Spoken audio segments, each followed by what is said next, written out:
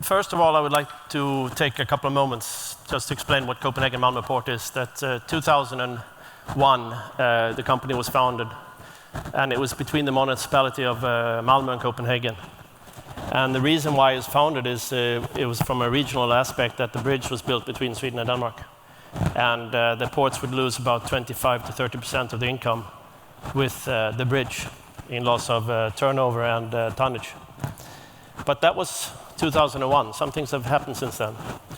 We are a large cruise, as we heard before, and car terminal and liquid and dry bulk. But I would like to emphasize what the forum talked about this morning, is that everything has to do with coming together and talking and learning from each other.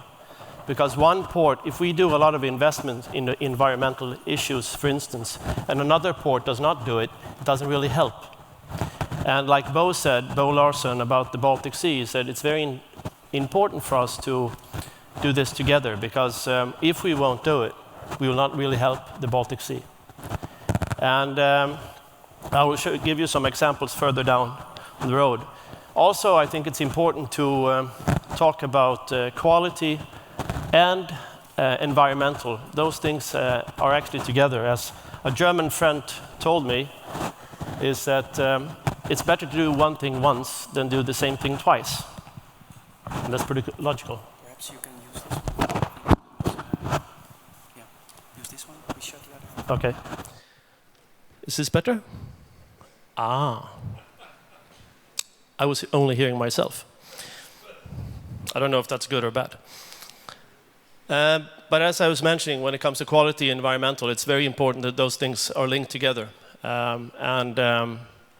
It's not always easy, because there's so many different things in a port compared to... I used to work in the logistics field at Schenker, and before that in the airline industry, is that there's a lot of processes when it comes to airline and trucking. But in ports, it's low frequent. Ships don't come as frequent as a plane, or you have the same processes of operating a flight or operating a port. And I think we can learn from the different modes of transportation. Also, I think it's important that you are able to invite your customers to the port where you actually can make money on your product. Like with the SECA regulation with the low sulfur in the Baltic Sea, we were able to invite Statoil to blend their fuel in the port and serve about 40,000 ships that pass the Sound. And that has been very important for us, because it's also an environmental initiative for the Baltic Sea. When it comes to LNG, we've done some calculations, and I think the timing is not right for it right now. It will definitely come in the future. And also it has to do with the prices of marine diesel right now and the low sulfur fuel. But that's also one issue when it comes to the Baltic ports, is when we're talking about LNG, is that we need to have a chain of ports that are investing in the same time.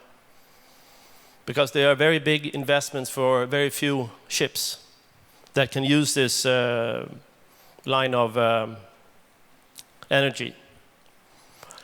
Cold ironing. I'm not going to stand here and just be depressive. We have roughly 300 to 400 cruise ships in our port in 4.5 months' time. And it's about 70 different ships.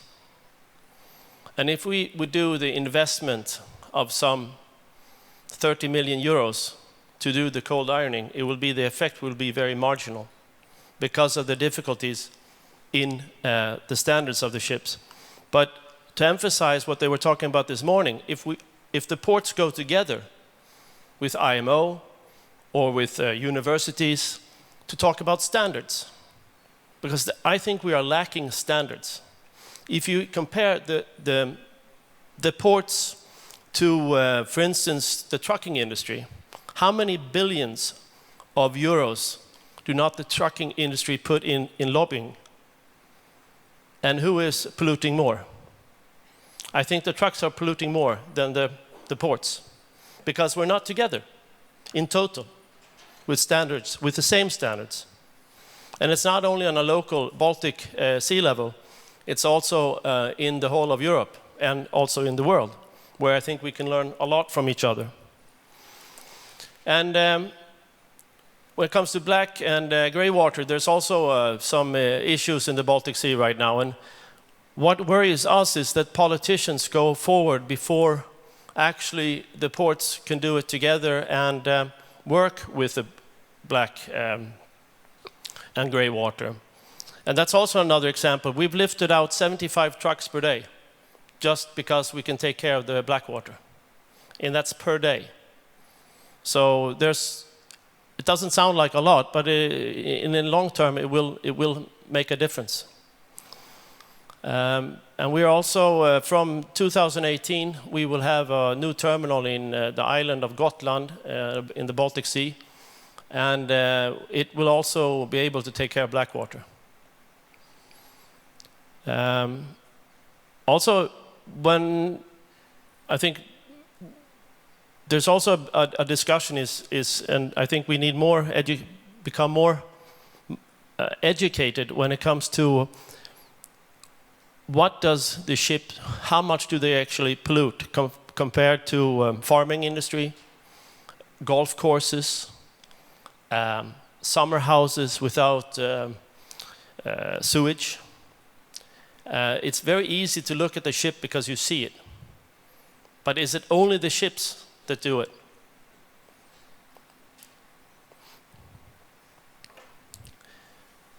Also, city planning is very important if we want to increase to make less of a carbon footprint. When we started a new port in Malmö, we actually got rid of 1,250 trucks per day in the city center. And that was not only, it was only also that we can increase the speed of the throughput of the trucks from the port to the motorway system. And I think that's also, it's mentioned before, is if we can go together with our local municipalities, not only on a local, but also on a regional level, to look at the whole infrastructure to and from the port, we can do a lot. And also with the neighborings of the ports, what customers do we have in port? How can we use the energy from each other? It's not only windmills, it's other sources as well. We've done eco driving, and it sounds very like a simple thing, but everybody that works in our port, it's mandatory. Twice a year, they have to go on eco driving, and our goal is to save between 10 and 20% of diesel consumption within the port per year. And we can do that thanks to the the eco driving, and also that we're going to different technologies, engine technologies. And this is where we need some help from other ports to get the vendors to start making electrical vehicles and not combustion engines.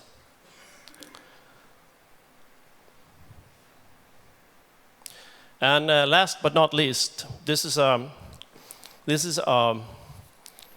always forget the name of it. It's so technical. It's a submarine. It's an automated submarine vehicle. 3 years ago, it was 7 years ago, we decided to invest in this. And it's to bring out lenses within the port by a mobile phone, instead of using a traditional